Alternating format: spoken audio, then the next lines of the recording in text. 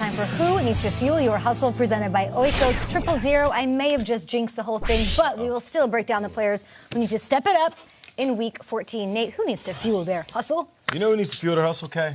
I'm going with DeAndre Hopkins. And not that he hasn't fueled his hustle. Okay. It's just that he needs to continue to do what he does. You know, we'll constantly talk about Deshaun Watson. We'll talk about J.J. Watt. We'll talk about this team in its totality. But I think DeAndre hasn't received the praise that he deserves. You want accolades? He won accolades. I'll give you accolades. 21 receiving touchdowns over the last 2 seasons. That's the most in the NFL. 6 TDs in the last 7 games. Obviously, he's balling. I'll just take you back to Week 4 when this whole hot streak started against the Colts. You want to know what he did? 10 catches for $169 in a TD.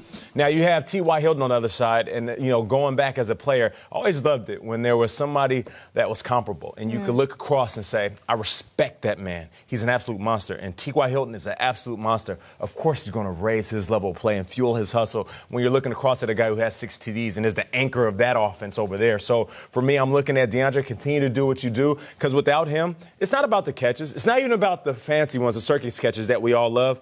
It's the catches in the big moments. I will tell you right now, there's not a receiver in the game that has more big-time catches in big-time moments than DeAndre Hopkins. Talk about it! So pay attention to him. Pay attention to the second downs, third downs, and even throwing it to him on 4th downs.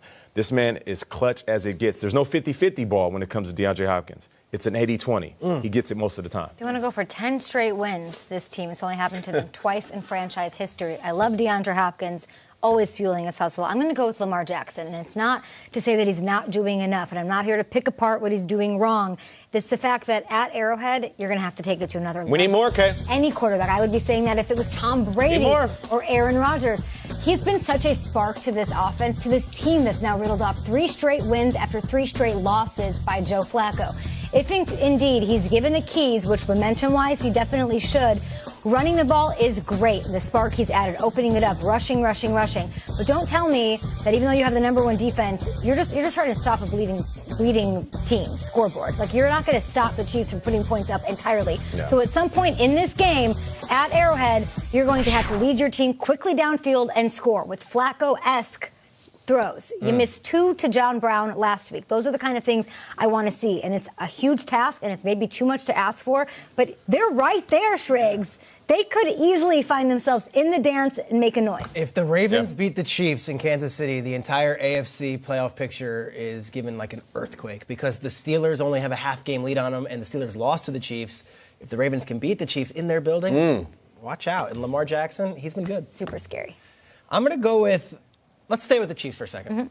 I think Patrick Mahomes is the MVP. I have been rallying that flag and carrying that flag all season long. But last week, my mind sort of had like this click, and it wasn't because of Drew Brees or it wasn't because of Andrew Luck. It wasn't because of Russell Wilson. I was watching Aaron Donald just dominate the Detroit Lions, and I was watching Aaron Donald on the field, and I'm like, is Aaron Donald the MVP? And for a second, I considered it, which means that my team, or my guys that need to fuel their hustle, is who is in charge of stopping him. The Bears' offensive line needs to show up on Sunday. Sunday night is going to be a display for the Chicago Bears, and if Trubisky's back there, they need to keep him upright because Aaron Donald is coming. Take a look at these 5 names. Go on. These are the 5 guys that need to fuel their... Give me Cody Whitehair. Chicago. Cody! I'm calling you guys out.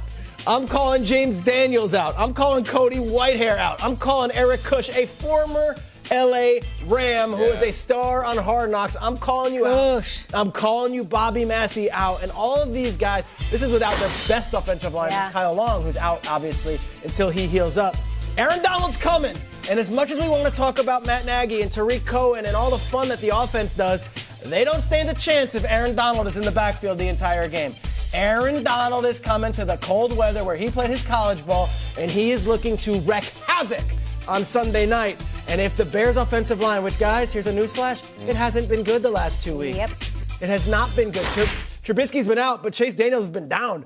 Chase Daniels has been sacked now 9 times over the past 2 weeks. That ain't good. Aaron Donald's coming. Bears offensive line, you better step up. You've been championing the Bears before we get to your Fuel Your Hustle this whole week, saying that they have a chance that they could even win. I think they're going to win. I know. So you think they're going to win. Yeah. When you hear him talk about Aaron Donald against those 5 guys, Aaron Donald in general, what does that do to you? It's a joke. I watched Nagy yesterday, his press conference, asked about Donald. He was like, like he needed a drink immediately. And he just started listing all the things he does. Peter, that's a great call out. You know, Kush, he's not going to like that. He doesn't like TV and cameras. I know that personally. I tried to walk up to him once with the cameras. He almost punched me. Like, he doesn't like that stuff. But he's got to block Donald. He's one of those guys. It's a great call out. Oh, it's amazing. I'm going to look. I don't know if you guys know this. Ryan Fitzpatrick went to Harvard. Antonio Gates used to play some basketball. Jerome Bettis is from Detroit. Tyler Hansbrough plays really hard. And Tom Brady has trouble down in Miami. That he now has a Ryan Fitzpatrick went to Harvard, and it's Tom Brady cannot win in Miami. The numbers don't lie, fam. We talk about the Patriots and how they dominate the AFC East, and they do.